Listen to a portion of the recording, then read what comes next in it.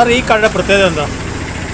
ഈ കടയുടെ പ്രത്യേകത എന്ന് പറയുമ്പോൾ നമ്മൾ കുക്കിങ്ങിന് വെളിച്ചെണ്ണ മാത്രമേ ഉപയോഗിക്കുന്നുള്ളൂ. അതായത് വേറെ ഹാംഫുൾ ആയിട്ടുള്ള ഒരു ഓയിലോ ഒരു സംഭവമോ നമ്മൾ യൂസ് ചെയ്യുന്നില്ല. അതുപോലെ നമ്മൾ ഓർഡർ അനുസരിച്ച് ആവശ്യത്തിന് മാത്രമേ ഉണ്ടാക്കുന്നുള്ളൂ.